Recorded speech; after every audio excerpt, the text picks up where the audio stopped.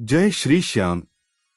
नमस्कार साथियों, क्या आपने कभी यह सोचा है कि हमारे द्वारा किए गए पाप क्या गंगा जी में नहाने के बाद अगर हम पाप मुक्त हो जाते हैं तो हमारे द्वारा किए गए पाप क्या गंगा जी में चले जाते हैं, तो क्या वह सदा के लिए गंगा जी में ही रहते हैं या गंगा जी से कहीं और चले जाते हैं?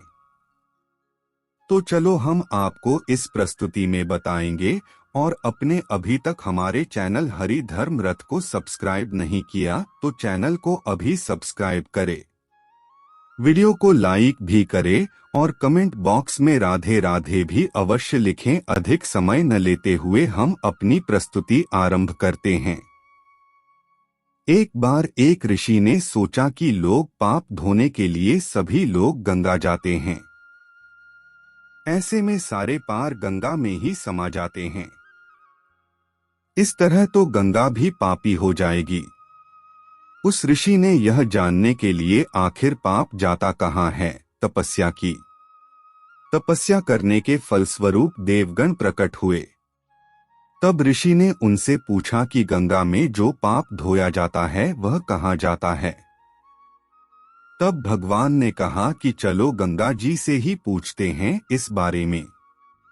ऋषि और भगवान दोनों ने ही गंगा जी से पूछा कि हे गंगे, सब लोग तुम्हारे यहाँ पाप धोते हैं तो इसका मतलब क्या आप भी पापी हुई?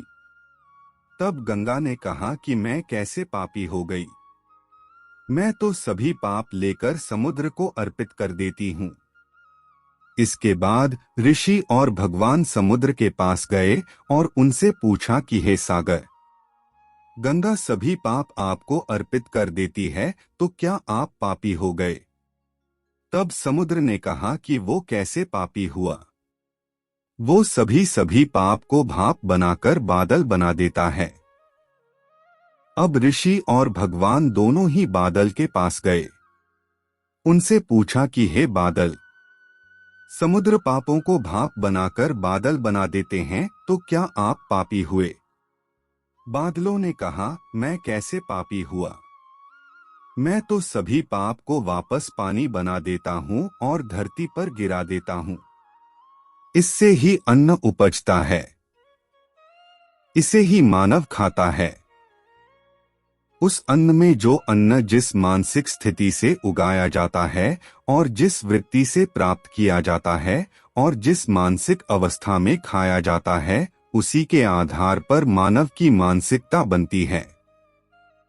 यही कारण है कि कहा जाता है कि जैसा खाए अन्न वैसा बनता मन। जिस वृत्ति से अन्न प्राप्त किया जाता है और जिस मानसिक अवस्था में खाया जाता है, वैसा ही विचार मानव का बन जाता है। ऐसे में हमेशा भोजन शांत रहकर ही ग्रहण करना चाहिए। अन्न जिस धन से खरीदा जाए वह धन भी श्रम का होना चाहिए।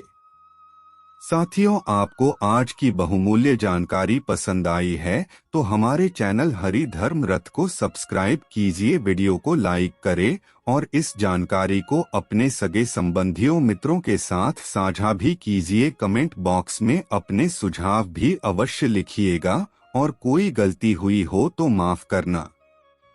हम आपसे अगली वीडियो में मिलते हैं। धन्यवाद। राधे राधे।